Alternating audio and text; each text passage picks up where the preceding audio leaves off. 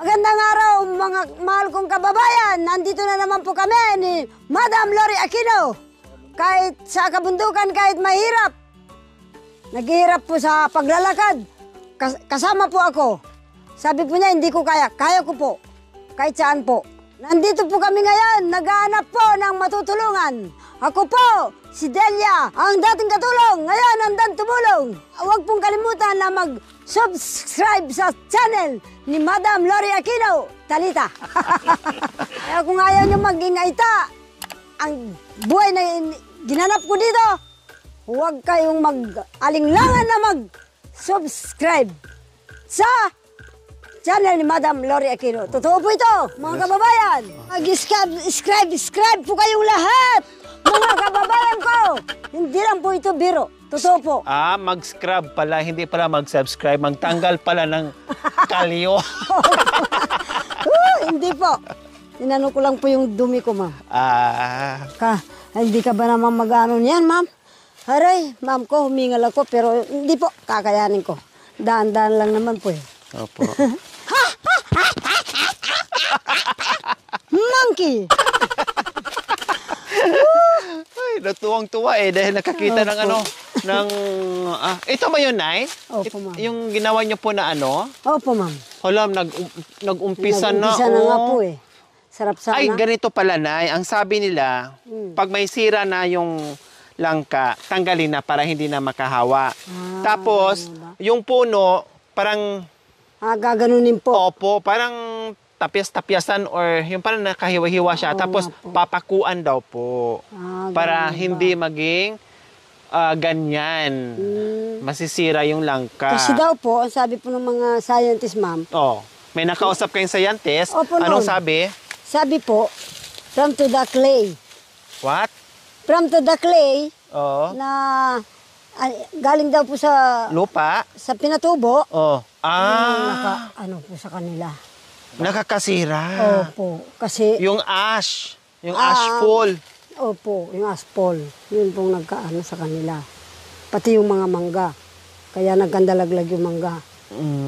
Hindi pa mura pa, nalalaglag na. Ganun pala.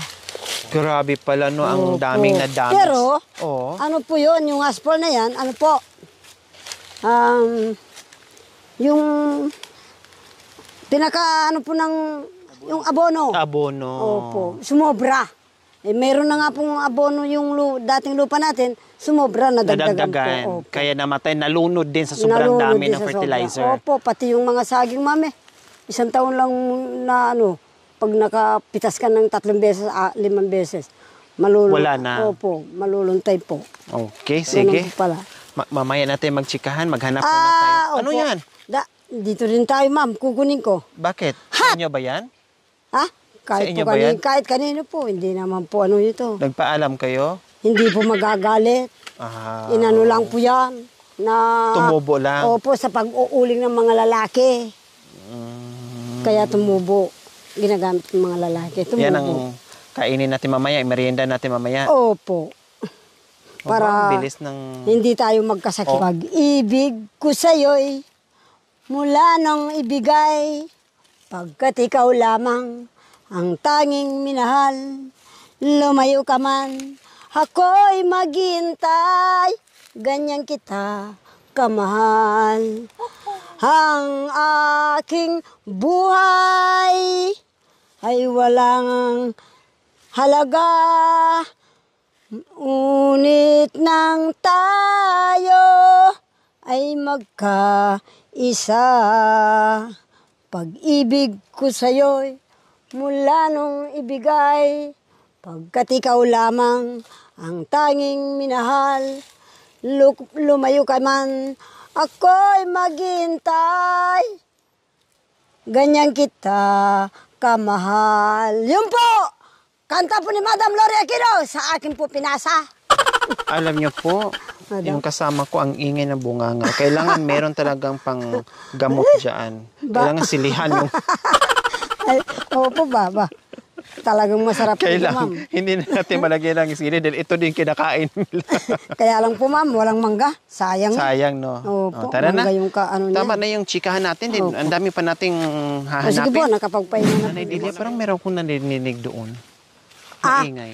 Ayun, May, oo, mga- ayun, oo. may ayun, mga oo. tao-tao nga po dyan, ma'am. Ah. Ay, ayun, oo. Pag araw po, yan po, nandyan sa mga kanya-kanilang, Anong ginagawa niya, Nay Delia?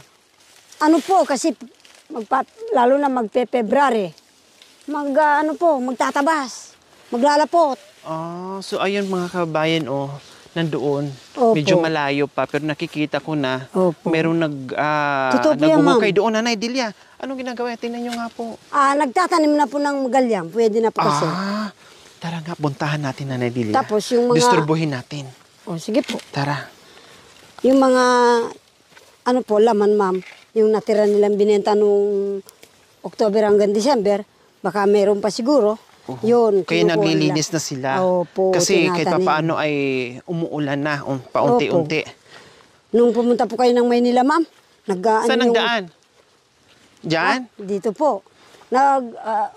Dito Saan? na lang Saan po. daan? Ay, dito pala ang daan, para may... Opo. Po, ma'am, yung garden ko, inano ko po. Tinanim ko yung kahit garden lang po. Nagtanim po ako. So ayan po mga kabayan, merong nag-ingay, merong ang tao doon kasi parang nagtatanim or hindi namin alam ni Nanay Delia kung anong ginagawa. So pupuntahan namin ni Nanay De. Dito po. Sige. Pwede naman ito siguro dito. Ipaakyat tayo. Disturbuhin natin, Nanay De. Opo. Saguli po, ma'am. Ito po. Ang ma'am galing ko, yung mawawak maano ka. po. Hindi, okay lang po, Nay. Sige, mauna na po kayo. Mapapakli. Hindi po, totoo po, ma'am. Maputol.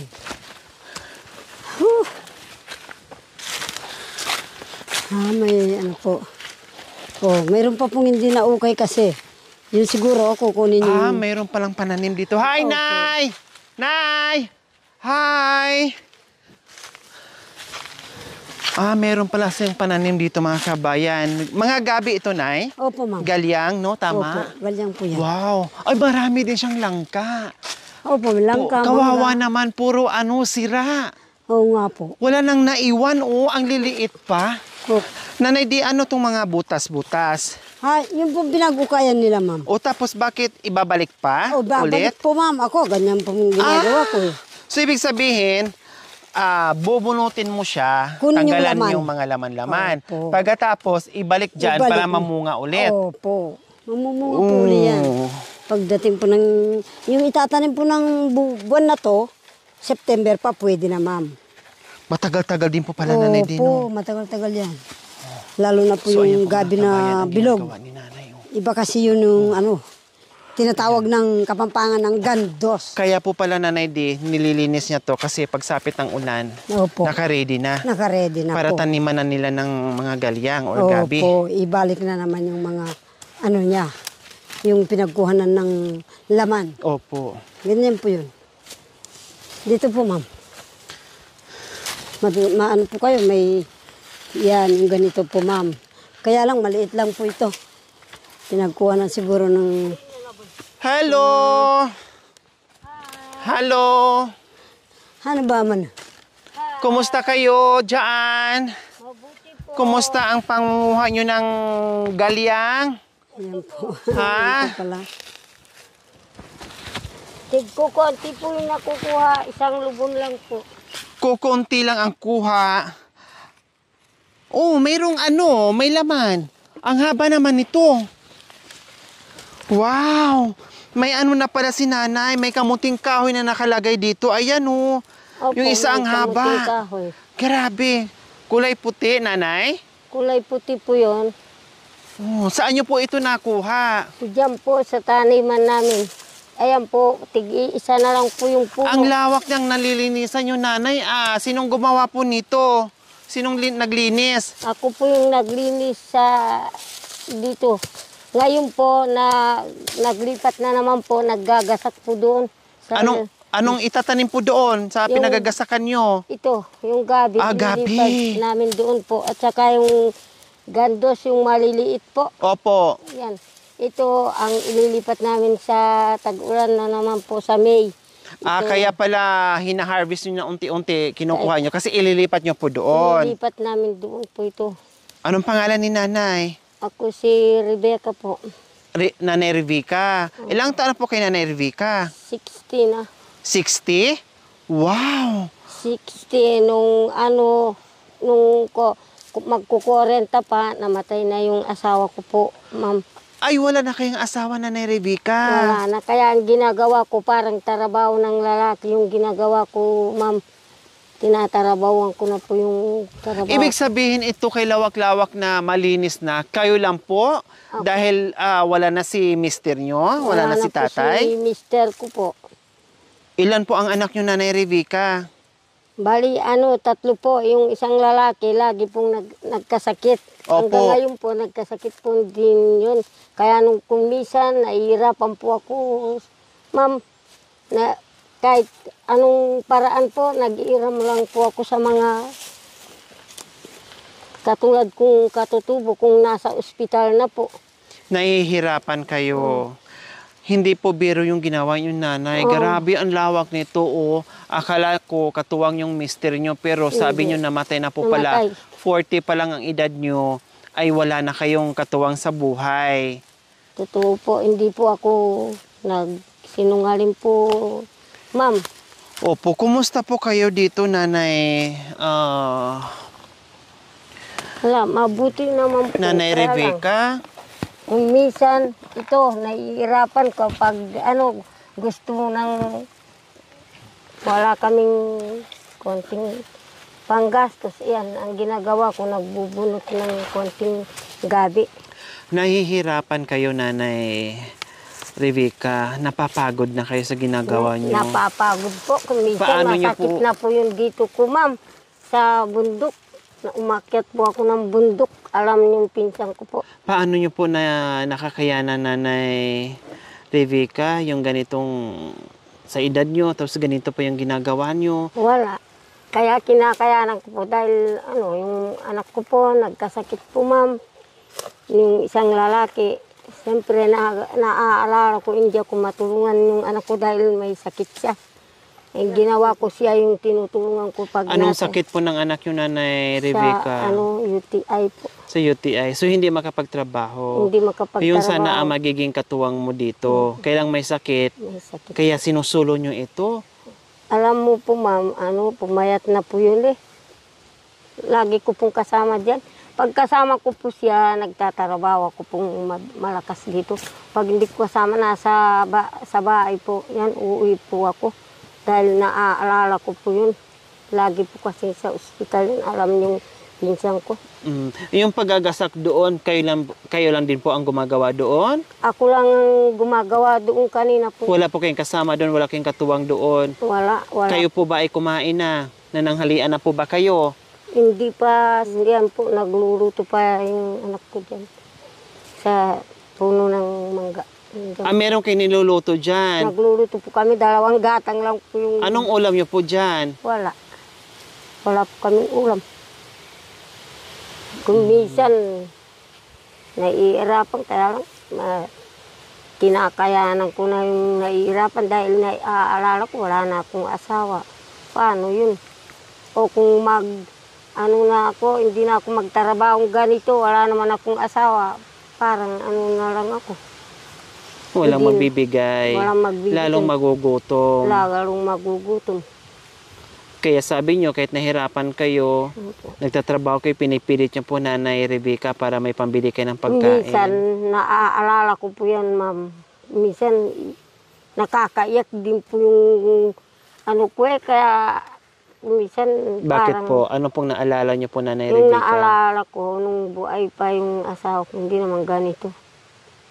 Katuwang pa ako sa trabaho. Ngayon, wala na. Naiiyak kayo minsan pag naalala nyo kasi dito, pag nandito kayo sa taniman nyo, sa lupa nyo, pag nagtatanim kayo, kasama nyo po siya. Kasi malinis ito. Kaya sabi ko dun sa anak ko, Nung buhay pa yung tatay mo, hindi naman ganitong maduming kwan dito, malinis. May kasama kayo, nanay. Mm. Hindi kayo masyadong mahirapan kasi nandiyan si mister niyo. Pero ngayon, trabaho niyo po lahat. Nahihirapan po. Nahihirapan po ngayon, ma'am. Siyempre, kung minsan, ma'am, walang-wala pong pagkain. Minsan, walang pera. Yan, nakipag-arawan. Minsan, 200 lang yung ibigay. Hindi naman kasya sa pambili namin. Hindi naman Ng bigas, ng pangangailangan. ng pangangailangan sa bundok. Hindi naman. Anong oras po kayo uuwi, nanay Rebecca? Mamaya pang mga alas 4 bago kami Ay, mamaya pang hapon. Anong oras po kayo nandito? Ay, ngayon, dito kami. Babalik pa kami mamaya. Anong oras kayo pumunta dito, nanay Rebecca? Kaninang umaga po. Opo. Umaga po, alas 8. Oh, Alas 8 pumunta na po kami doon. Ayan po yung ginagasak po. Hanggang doon po sa taas. saan po yung yun? Opo, yan. Nandun po yung ginasak namin. Papuntan doon. Sa itaas? Opo. Grabe mga kabayan, no? Eh, gusto ko sana magpatulong, ma'am.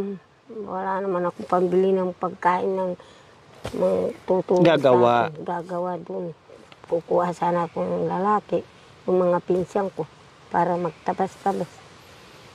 Kailang walang ipapakain. Walang Kasi dito sa ipapakain. kanila mga kabayan, no, pag ang uso dito sa kanila parang bayanihan, Oo, no? parang bayan. Bayanihan, tulungan, ang problemahin na lang nila is ipakain doon sa mga taong kumilos o tumulong. No, wala nang bayad 'yon na arawan, wala na. Basta pakainin na lang nila. Nung namaga po itong isang mata ko po, yung nangangating namamaga, Opo. mag-isa lang po ako dyan. Nag-ukay po ako ng gabi, umiiyak po ako eh. Bakit Siyempre, po? masakit po yung mata ko, ma'am, mangangati pa. Doon ko naaalala yung asawa ko. Sana ngayon, hindi naman ganito, sabi ko. Siya yung ng gabi para may ibebenta.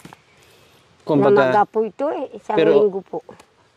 namaga pero tuloy-tuloy pa rin po kayo sa Tuloy-tuloy po akong nag-ukay dyan. Ayan po yung pinag-ukayan ko. kaya naiyak kayo kasi sobrang hirap na yung naramdaman nyo pero sige pa rin po kayo. Sige pa rin, ma'am.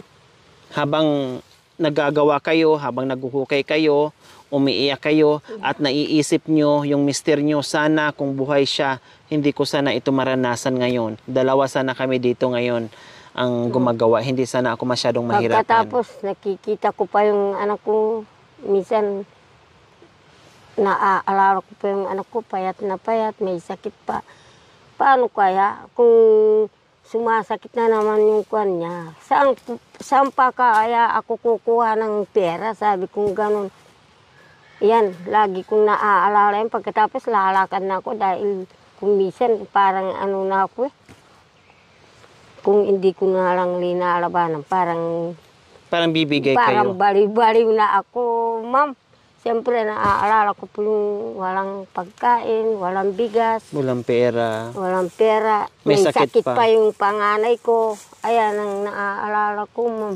Tama yung ginawa ni Nanay Rebecca, nililibang nyo yung sarili nyo. Ginawa ko, ma'am, yan, linilibang ko na lang. Nakikita ng mga pinsan ko, linilibang ko lang po yung problema.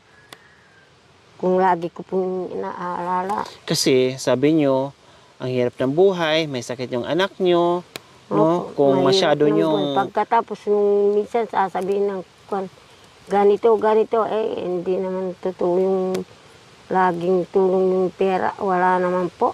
opo, kung seryosohin nyo masyado, dibdibin nyo masyado yung problema, paano? Ay, Pag ma'am, kung didibdibin ko lang, Opo. talagang baliw na ako.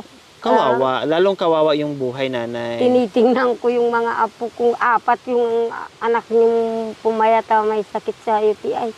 Tinitingnan ko kung ano. Isa lang ang lalaking anak ko. O kumusta naman po doon, nanay? Pag uwi mo ng bahay, meron kang makakain doon, may bigas pa po kayo? Wala po. Anong kakainin niyo po mamaya para doon din sa anak yung may sakit? Wala. Mamaya siguro makakita sila kahit isang salop na kipagtrabaho yung asawa niya. Sumama. Dati kasama ko dyan. Dyan siya laging nakaedad dyan yung anak ko eh. So hindi pa po alam kung anong hapunan nyo mamayang gabi. Bahala na kumbaga. Bahala na kumbaga. Kung wala talaga, makakita kung wala.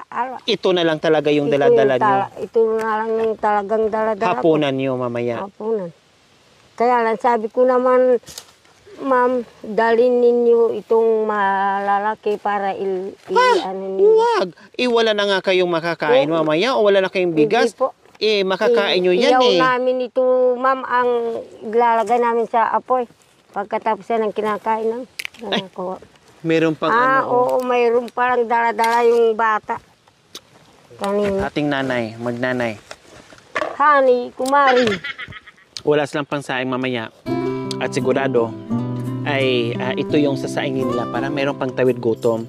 Pero inalok pa sa atin, no, nagbabalak pa siyang ibigay sa atin. Kaya sabi ko sa kanya, huwag na. Iuwi na lang niya at iluto. No, ganun sila dito nga kabayan. Kaya minsan ang hirap tanggihan na talagang gusto nang ibigay, no, na iba ayaw talaga pabayaran, talagang kusa nang ibigay galing sa puso nila kasi ang rason nila mas masaya sila na tinanggap natin ng buong buo na matikman yung kanilang produkto dito sa kabundukan. Pag binili natin, bilhin tayo. Pag hiningi natin, hingi tayo. Pag binigay, tanggapin natin. No, yung mga ganong bagay po mga kabayan. Okay, sige nanay, para hindi mo na problemahin yung pangsaing mo mamaya. Ito po. Maraming salamat po sa inyong pagmamahal, sa inyong ginituang puso, Ma'am Esther Gordon. 3, 4, 5. Maraming salamat sa binigay ninyong biyaya. Malaking tulong na po, Lord. So, Dito na ayan lang po mga kabayan. Meron na naman tayong nakita, isang masipag na senior na po mga kabayan. No, buti na lang, matalas ang mga mata natin. No, kahit saan tayo nakatingin. Dahil nakatingin tayo sa mga pananim, sa mga bunga, sa mga prutas, kung ano-ano. Narinig natin si nanay kanina na parang may nagpuputol o naglilinis. So, ayun nga, nilapitan natin. Ito nga ang ginawa niya, naabutan natin kanina. So, ayan po mga kabayan, ay pagpalain po tayo ng Panginoong Diyos sa araw-araw. Nawa ibigyan po tayo ng kalakasan ng katawan sa araw-araw. Nawa ibigyan po tayo ng mahabang buhay. Pang sa ganon, marami pa tayong matulungan na gaya nila. Sa mga kabayan, huwag niyo pong kalimutan, pakishare, subscribe sa aking YouTube channel, Lori Aquino Talita. Maraming salamat po, Gabi sa Sol. Bye, nanay. Magandang araw po sa inyong lahat. Aking kababayan, buong mundo. At meron na naman po tayong natulungan. Everyone, everybody, friends. So today, and 3 o'clock, okay kayo. Meron po kaming napasaya. From to the mountain. She's happy and happy too. Kaya baka maging kamukha ko kayo. Sa buong mundo. Asia, Pacific, Saudi Arabia. Okay kayo. Maraming Pilipino po dyan, ma'am. Lahat na yan, Thank you for watching. Don't forget to like, share, and subscribe. Hey there. Subscribe to my channel. And also press Lori this bell Aquino icon. Talita, mabuti ang puso, di kayo ahayaan, tutulong sa mga kababayan.